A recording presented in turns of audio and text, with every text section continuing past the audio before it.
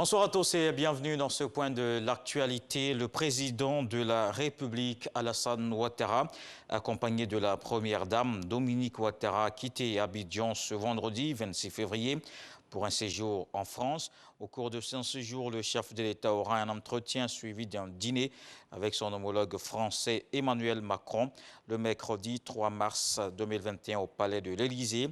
Le président de la République, Alassane Ouattara, échangera également avec le ministre français de l'Europe et des Affaires étrangères, Jean-Yves Le Drian. Et c'est parti pour une semaine de mobilisation des électeurs pour les législatives. Les Ivoiriens appelés à choisir leurs députés à l'Assemblée nationale le 6 mars. 1511 candidats pour les 255 sièges de la Chambre basse du Parlement. Toutes les forces politiques prennent part à cette échéance électorale. Indépendants, pouvoir et opposition vont présenter leurs arguments pour espérer avoir la majorité confortable. Et comme annoncé, la Côte d'Ivoire reçoit son lot de vaccins anti-Covid. Les autorités ivoiriennes et les partenaires ont réceptionné ce vendredi les 504 000 doses.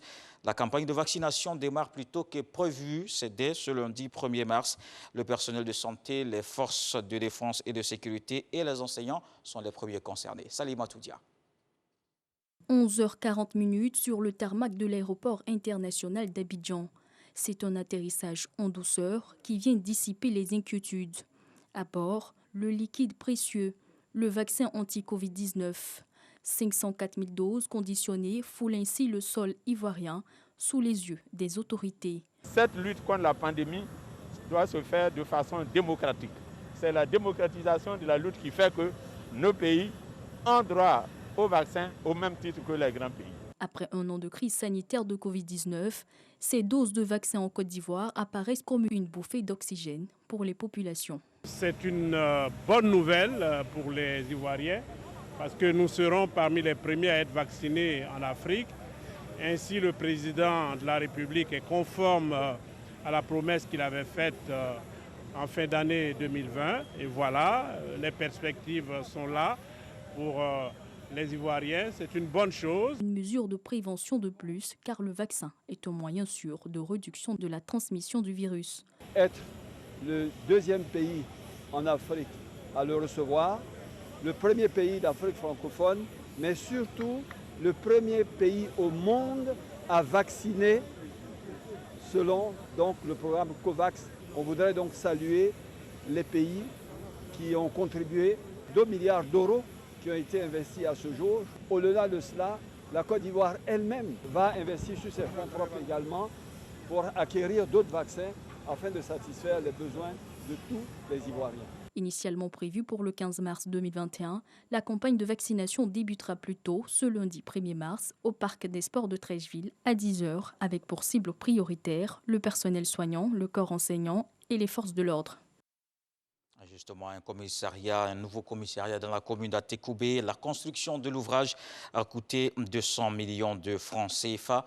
Le conseil municipal veut, à travers cet acte, renforcer la sécurité des biens et des personnes dans la commune.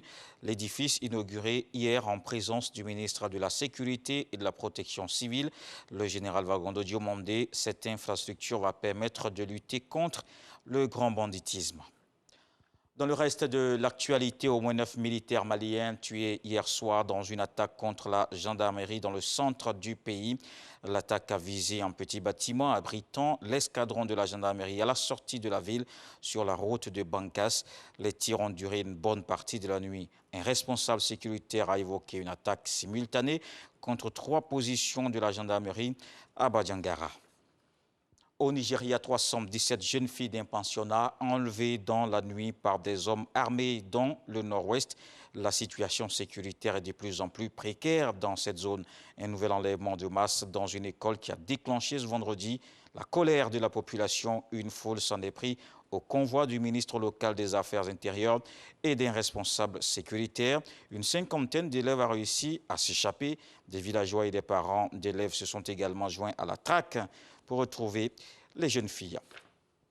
On termine au Niger où Ama Amadou s'est rendu ce matin à la police judiciaire avec son avocat, le principal opposant accusé par le pouvoir d'être à l'origine des troubles qui ont suivi la proclamation des résultats de la présidentielle.